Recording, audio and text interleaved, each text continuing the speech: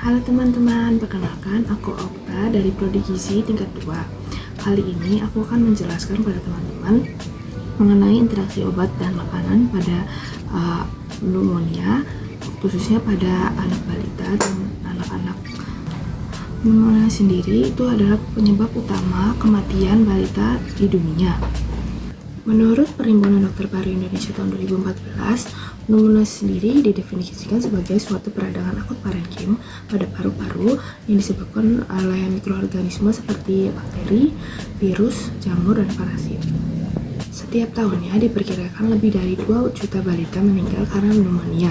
Menurut Kemenkes RI tahun 2018, di Indonesia sendiri dari tahun 2015 sampai 2018 kasus pneumonia ini mengalami peningkatan khususnya pada balita, yaitu sebesar 3%, ya, dari 94,12% menjadi 97,30%. Tingginya morbiditas dan mortalitas pneumonia di berbagai negara itu berdampak pada penentuan strategi terapi bagi pasien. Terapi utama untuk penderita pasien pneumonia adalah terapi antibiotik yang ditujukan untuk mengeliminasi bakteri penyebab pneumonia dari tubuh pasien. Maka dari itu, pemilihan antibiotik yang tepat akan menentukan kesembuhan pasien dan juga mencegah terjadi resistensi bakteri.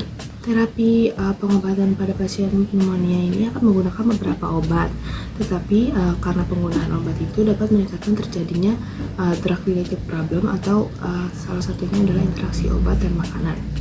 Interaksi obat pada pasien pneumonia itu dapat dicegah atau diminimalkan efek buruknya dengan melakukan pengkajian potensi interaksi obat dan makanan yang diberikan kepada pasien.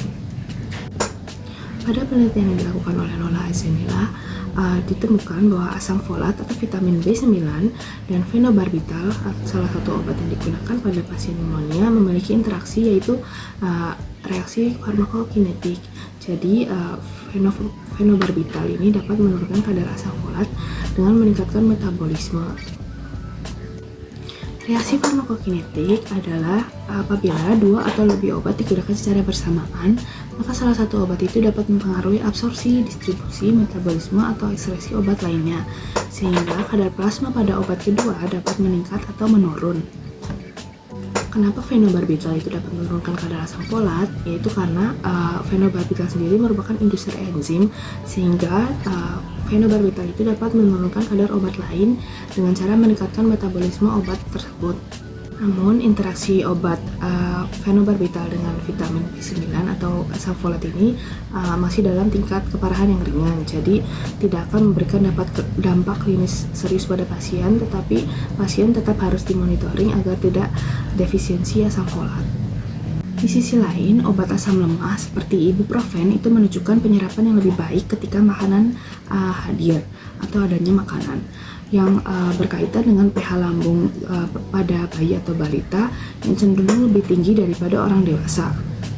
Untuk obat-obatan yang bersifat basa atau asam lemah, komposisi makanan itu harus sangat diperhatikan agar tidak menghambat penyerapan obat-obat dengan keasaman lemak tersebut. Contohnya seperti saus apel dan jus buah, itu pH-nya kan 3-4, dan jika diberikan bersamaan dengan obat itu akan mengakibatkan meningkatkan penyerapan basa lemah dan menghambat penyerapan obat-obatan dengan keasaman lemak.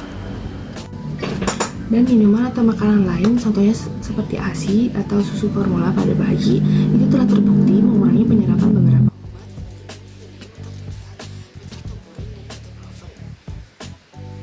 Makanan berprotein itu dapat mengurangi penyerapan obat, salah satunya pada obat phenytoin.